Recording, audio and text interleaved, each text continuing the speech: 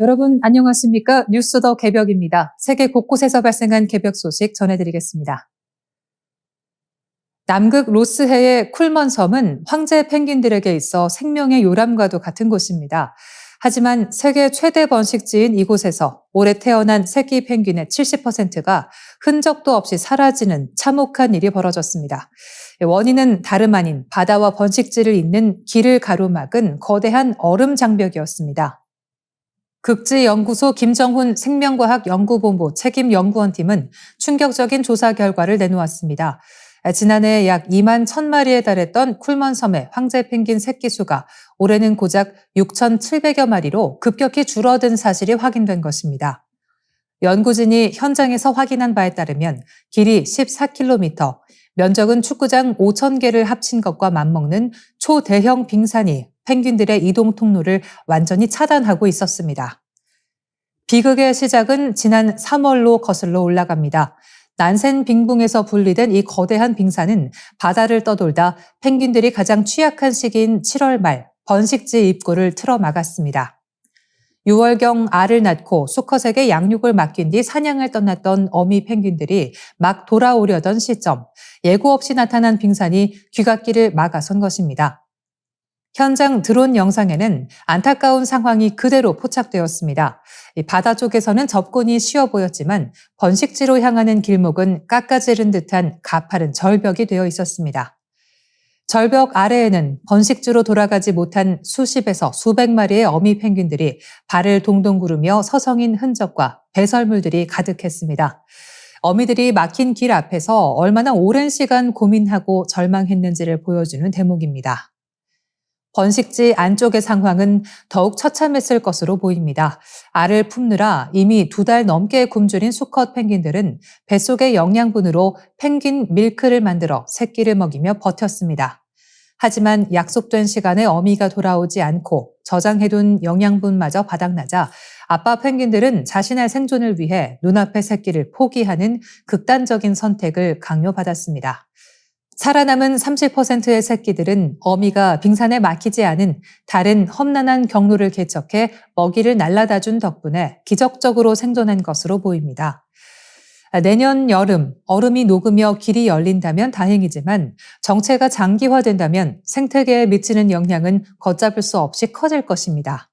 이번에 문제를 일으킨 빙산은 난센 빙붕에서 떨어져 나왔는데 연구진은 지구온난화가 가속화될수록 이런 빙붕 붕괴와 빙산의 이동이 잦아질 것이라고 경고합니다. 특히 이번 빙산의 이동 경로가 케이프 워싱턴 등 다른 주요 서식지와도 겹쳐 있어 잠재적인 위협은 여전히 현재 진행형입니다.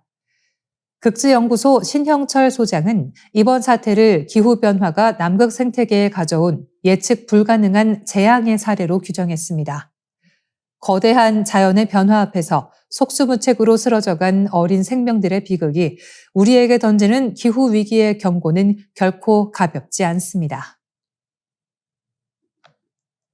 베트남 축구의 새로운 영웅 김상식 감독이 또 한 번 기적을 썼습니다. 김상식 감독이 이끄는 베트남 23세 이하 대표팀이 동남아시아 게임 결승에서 숙적 태국을 꺾고 우승하며 동남아 주요 세계 대회를 모두 석권하는 사상 초유의 트래블을 달성했습니다. 경기는 초반 베트남에 불리하게 돌아갔습니다. 전반에만 내리 2골을 허용하며 0대2로 끌려가 패색이 짙었지만 베트남 선수들은 김 감독의 지휘 아래 흔들리지 않았습니다. 김상식 감독의 용병술이 후반전 흐름을 완전히 바꿨습니다. 후반 시작 2분 만에 응우옌 딘박이 상대 골키퍼에게 걸려 넘어지며 얻어낸 페널티킥을 침착하게 성공시켜 추격의 신호탄을 쏘아 올렸습니다.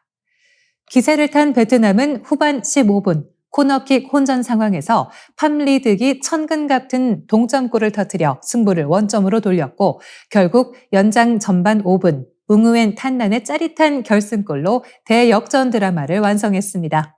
이로써 김상식 감독은 지난 1월 미쓰비시컵, 7월 AFF 챔피언십 우승에 이어 동남아시아 게임 금메달까지 목에 걸었습니다.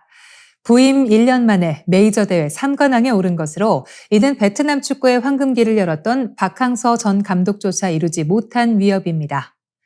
전북 현대지휘봉을 놓고 씁쓸함을 삼켰던 김 감독은 기회의 땅 베트남에서 완벽하게 재기에 성공하며 선수들의 행가래를 받았습니다.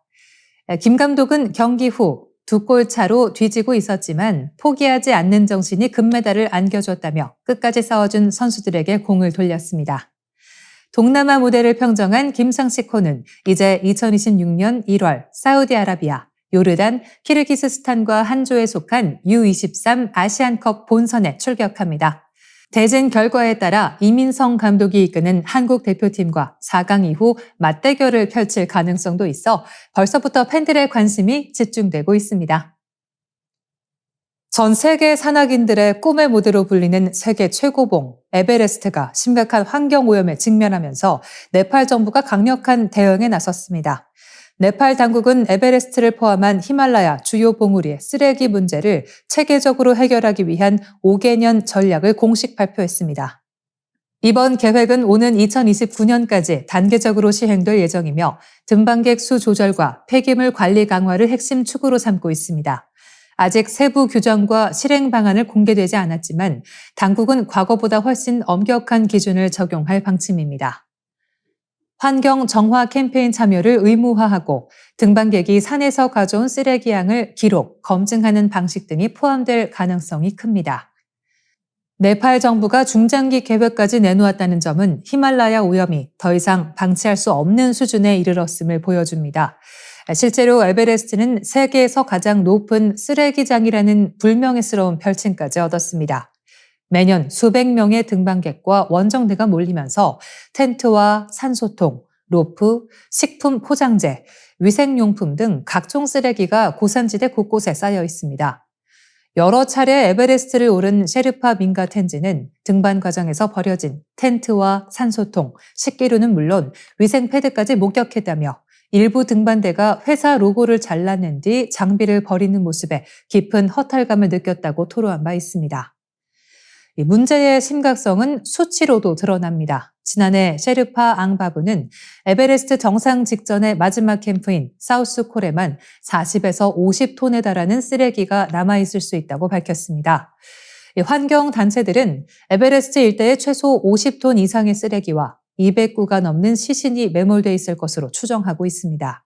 이에 네팔 당국은 2019년부터 군 병력을 동원해 대규모 청소 작전을 매년 실시하고 있습니다.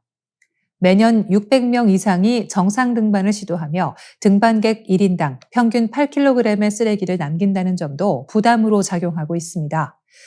네팔 정부는 이미 2014년부터 보증금 제도를 도입해 1인당 8kg의 쓰레기를 회수하면 $4,000의 보증금을 돌려주는 방식을 시행해왔지만 실효성은 낮은 상황입니다. 급기야 최근에는 자신의 배설물을 담아 하산해야 하는 이른바 똥봉투 구매까지 의무화하며 강수를 두고 있습니다. 에베레스트를 지키기 위한 네팔 정부의 고강도 조치가 자연과 인간의 공존이라는 오래된 과제를 해결할 수 있을지 주목됩니다. 북한 해커 조직이 올해 가상화폐 시장에서 탈취한 금액이 20억 달러, 우리 돈 약 3조 원에 달한다는 분석이 나왔습니다. 이는 전 세계 가상화폐 탈취액의 절반을 훌쩍 넘는 규모로 북한이 국가 차원의 사이버 위협으로 확고히 자리 잡았음을 보여줍니다.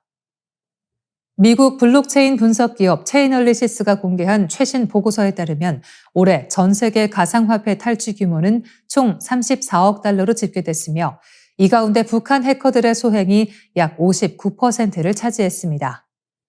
개인 지갑이 아닌 거래소와 서비스 업체를 상대로 한 해킹만 놓고 보면 북한의 비중은 76%에 이릅니다.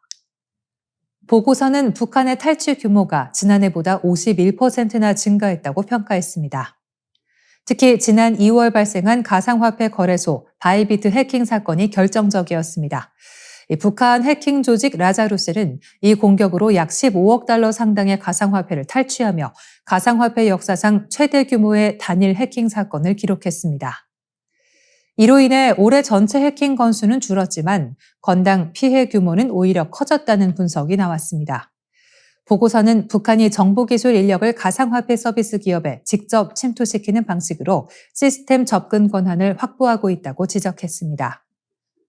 인공지능 기업 채용 담당자를 사칭해 기술 면접을 진행한 뒤 내부 접근 권한을 빼내는 수법도 사용된 것으로 알려졌습니다. 이는 단순한 외부 공격을 넘어 내부 신뢰를 악용하는 정교한 전략으로 평가됩니다. 탈취된 가상화폐는 대부분 50만 달러 이하로 쪼개져 이동되며 자금 세탁이 이루어집니다. 중국어 기반 자금 이동, 지급 보증 서비스가 주로 활용되고 세탁 과정은 약 45일이면 마무리되는 것으로 분석됐습니다. 지금까지 북한이 탈취한 가상화폐 누적액은 최소 67억 5천만 달러에 달하는 것으로 추정됩니다. 전문가들은 이러한 자금이 북한의 대량 살상무기 프로그램 강화로 이어지고 있다고 경고합니다. 이 가상화폐를 활용한 사이버 범죄가 국제 안보 질서를 직접적으로 위협하는 단계에 접어들었다는 점에서 글로벌 차원의 공조와 대응 강화가 시급하다는 지적입니다. 이상으로 뉴스 더 개벽 마치겠습니다. 시청해주셔서 고맙습니다.